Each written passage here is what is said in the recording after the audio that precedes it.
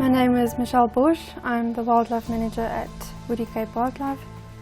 Originally from Queenstown, but relocated to Port Elizabeth in 2006, where I later matriculated and graduated with a degree in game ranch management in 2017. It's only in 2016 when I joined the Wrsa Ec Wildlife family, where I became the Wildlife Manager at Glenfillan, which is our other wildlife property closer to the coast.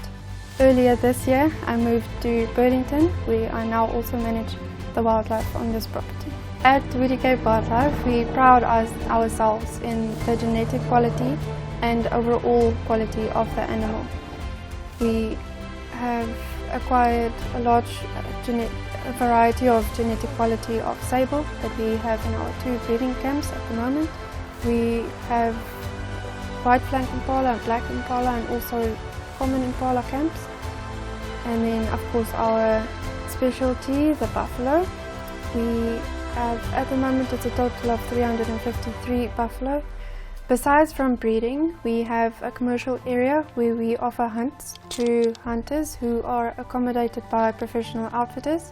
We have a 4-star lodge to accommodate these hunters, as well as travellers and guests. As the wildlife manager, I have an enormous responsibility towards the wildlife in keeping them healthy and ensuring they maintain their overall health throughout the year. In addition to the overall monitoring of the animals, we do soil and water analysis on all of our properties. This ensures that we know what these animals are taking in on a daily basis, and also if we can help them with additional minerals or supplements. We recently acquired roughly 150 hectares of previously owned governmental land from our neighbour, who we are in partnership with. We do provide the infrastructure and the training of the staff, where he provides the land. We strongly believe in a strict biosecurity system for all our wildlife, especially the buffalo. This ensures that we keep our disease-free status, and it gives the clients a sense of security that they will receive healthy, disease-free buffalo. The most exciting aspect of the industry for me personally is the breeding side of it. As we specialize in acquiring those top genetics, it's amazing to see all the years of hard work and what the results can give you. And we can see the difference in the genetic quality. As genetics is a powerful tool that you need in your herds. Being part of the Wrsa Ec Wildlife team is an incredible opportunity. It provides me with opportunities to learn daily, and I get to do what I love. And being a young woman in this industry, it is challenging. It does have its challenges, there's no doubt about it. But if you have the will and if you have the passion, there's nothing stopping you. You can do what you want.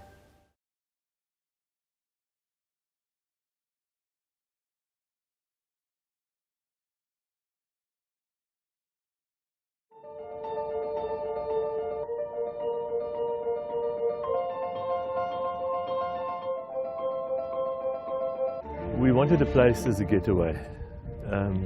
My wife commented she wanted a stoep in the Karoo, and we knew when we saw Valkop that this is where we wanted to be. That was in 2006.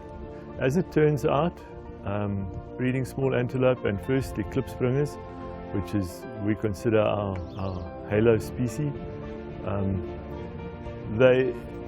they happened because they were on the farm, and we need a little bit of diversity, so we included blue duikers, which of course aren't indigenous to this area, but we managed to get them to adapt.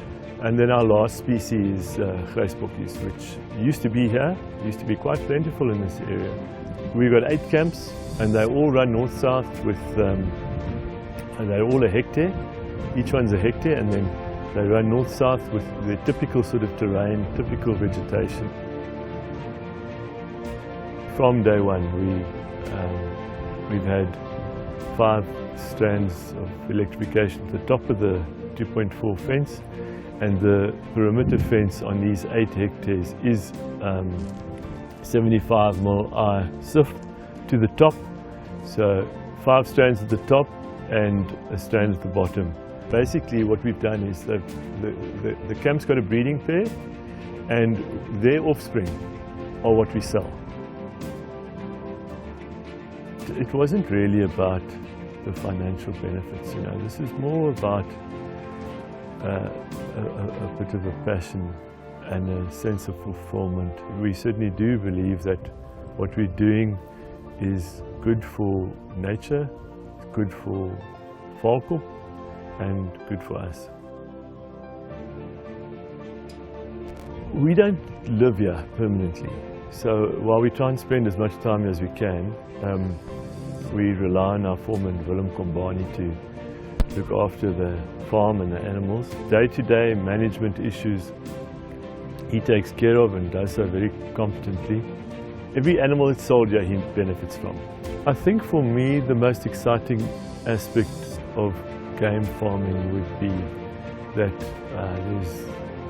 there's huge potential, and breeding small game is part of that.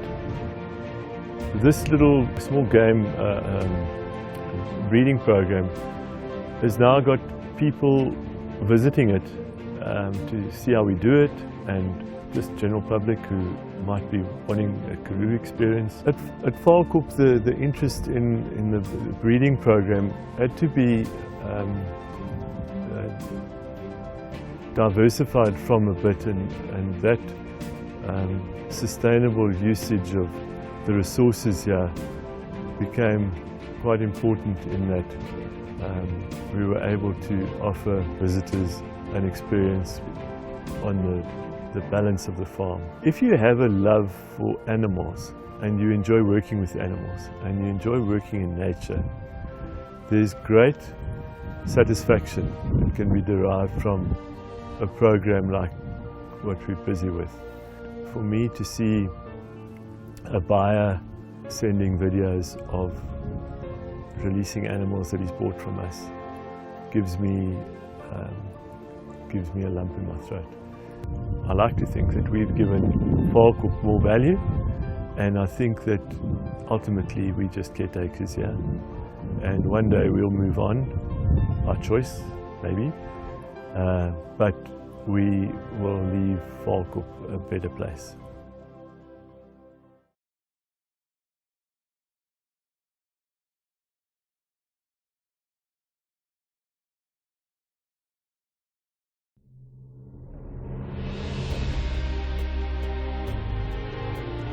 We at Buffalo Kloof started here in as far back as 1999. A lot of people only think we've only been in the game 10 years, but we started in 1999 and bought the first property here, which was just south of Grahamstown.